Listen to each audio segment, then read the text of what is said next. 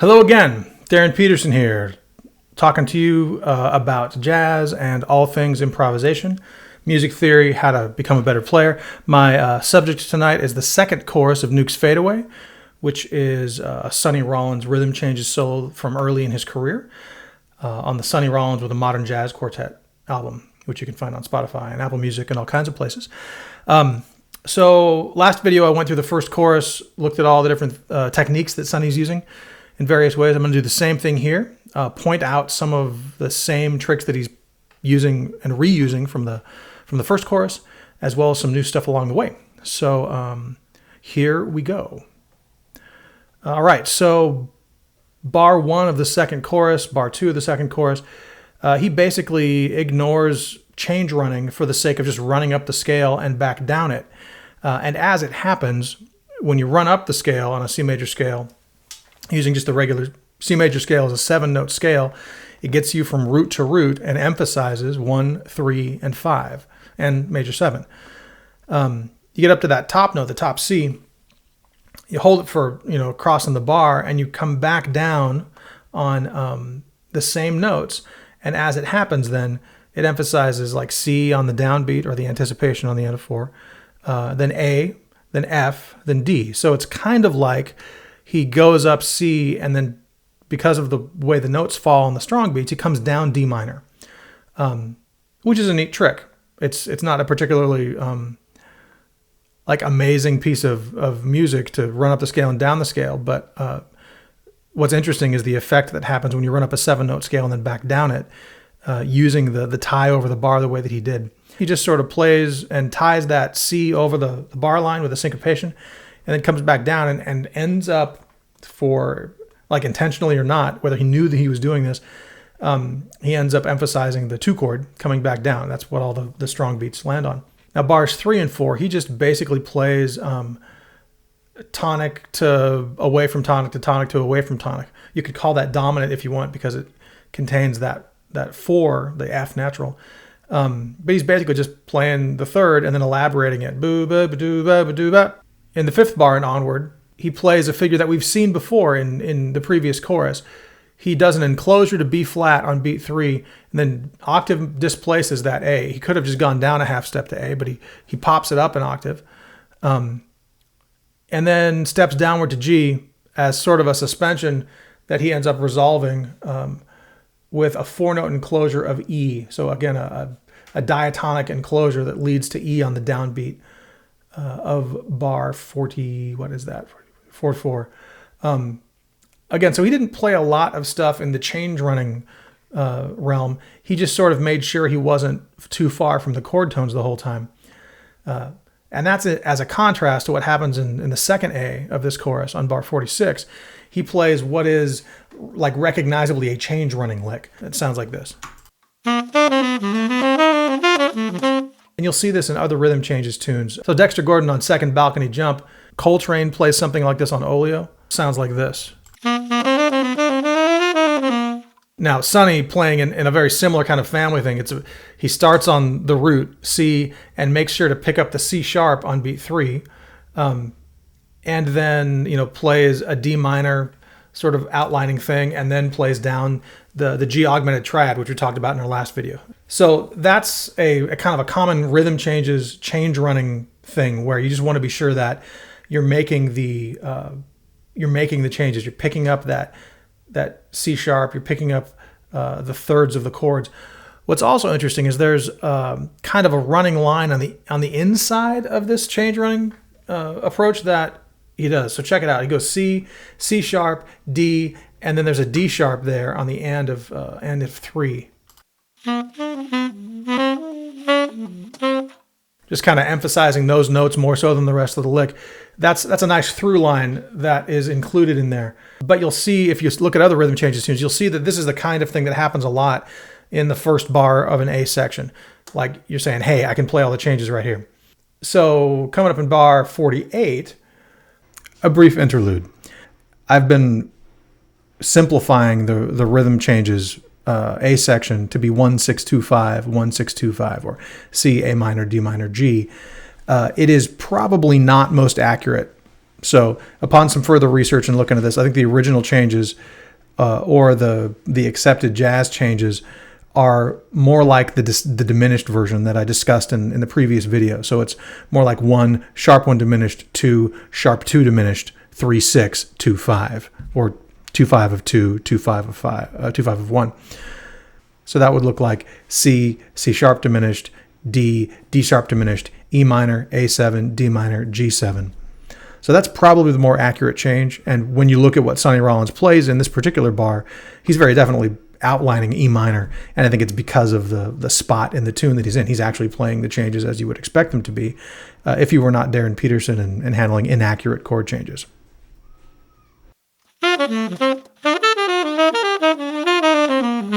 That lick that he plays there with that B natural up top has a real distinct sound. And I think he's really emphasizing E minor.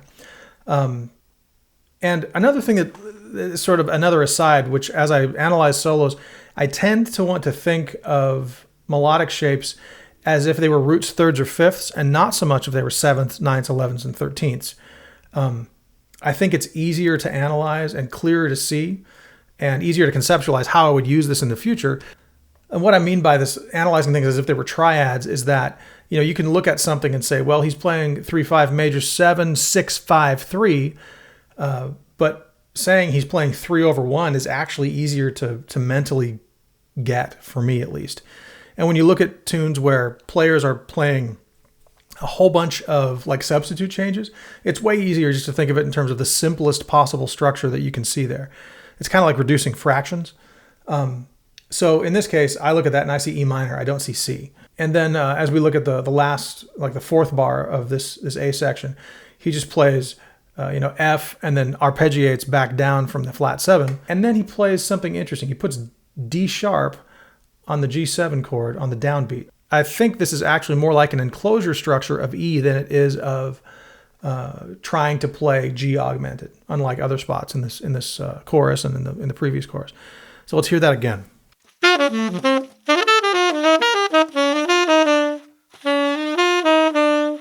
This thing I'm referring to as the squeeze is a 4-note approach. Many times it's 2 chromatic below, 2 chromatic above. And in this case, it's 2 chromatic below with diatonic above. I'll play both examples here and you can kind of hear the difference.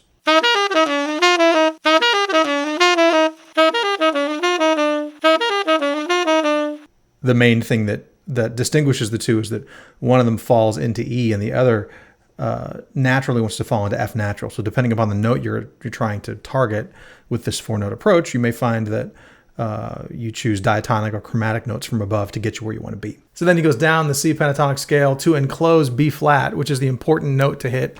It's the chromatic difference in this bar, picking up that B flat.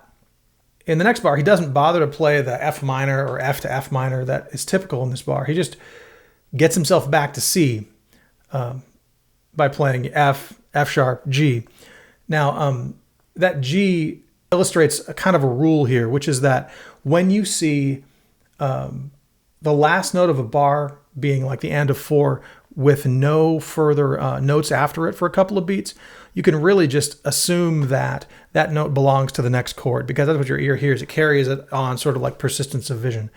So when he plays ba boo ba, he's back in C, even though he's a half beat early. Your ear hears the chord change of C happening and says, "Oh yeah, he got there." That's not true if you follow it with other notes. It'll just sound like you got there too early, and the harmony will be muddled. But in this case, it's clear, I think, because the and of 4 is not followed by a bunch of notes. And then the last thing he does in this A section is play a blues lick. Plays that blues lick down, gets back to the third, and then sort of does this escape from F sharp to B on the first bar of the bridge, which establishes the fact that I've gone somewhere. He gets that F sharp and he gets that B. It's incomplete harmonically. We can't see what he's really trying to do there, except that that's the fifth and the root of the 2 chord in E7. So he's playing part of a B minor, probably. It's not E7. There's no G sharp there. But I think this is a fragmentary example of playing the 2 chord over the 5 chord. So as he gets to the bridge, he plays this implication of B minor. And then he plays just a straight up E7 lick. It's got E7 with a flat 9 on it. Note the F natural there. And that's basically just a 3-2-1-7 into C sharp. So really familiar if you've looked at kind of the 3 in 2 out or other kind of scalar bebop stuff. But what's interesting is the next thing is sort of sequential. It's the same lick but bent in order to fit it into A7.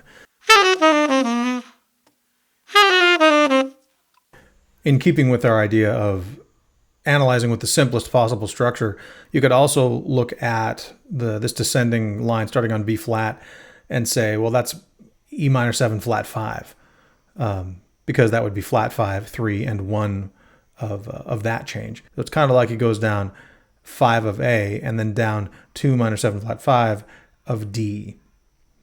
And, another way to think of it yet would just be to say that he's playing 2 scalar passages and bending the accidentals to suit the key centers that he's moving through. Either way you want to look at it, that's fine. But to look at it and say, well, that's a flat 9 of A7 and a 7 of A7 and a 5 of A7 really kind of maybe makes it more elaborate than it needs to be. And then what happens next is this slightly longer, less fragmentary line. So I'll play it for you and then we'll talk about it.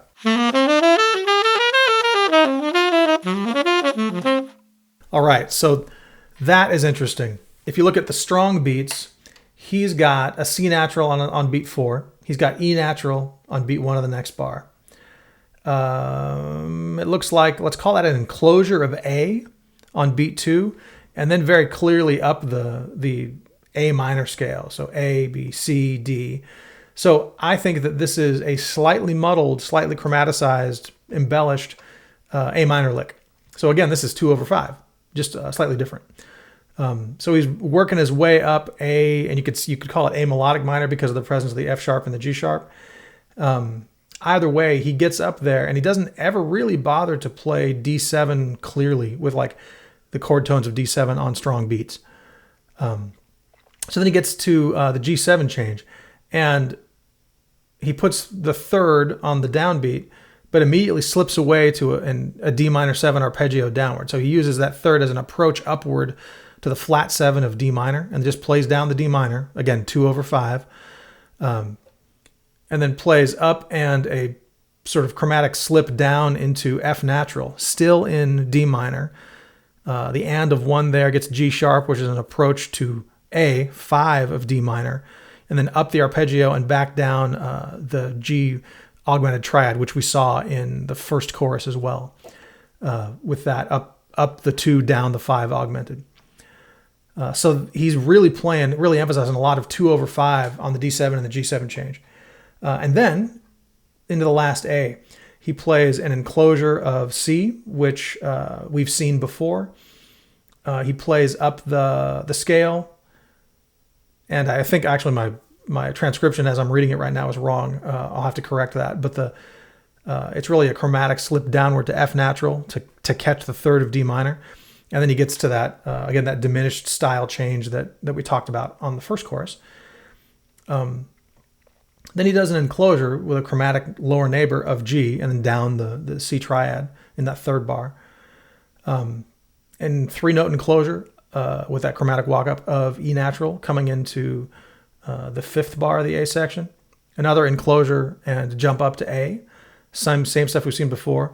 And then he walks up into G and he goes down the F major 7 chord. Although in a way it's kind of just like he's in the neighborhood of playing down diatonic thirds in C, grabs that A flat, pops back up and finishes it off with some stair steps at the very end. Let's hear it.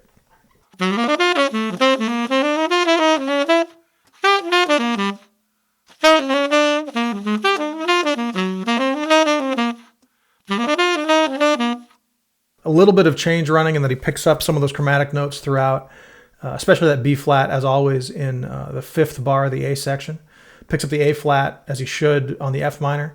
And back home into a very solid C major thing where he's doing stair steps, G, E, enclosing F, which is just a departure away from the tonic triad for a brief moment. And then F, D, E, C, which is a diatonic enclosure of the third. So that is Newk's Fadeaway. He did more scalar stuff in this, more change running, and really re-emphasized that 2/5 stuff. You have a great evening or whatever time it is that you're watching this, and practice hard. Ta-da.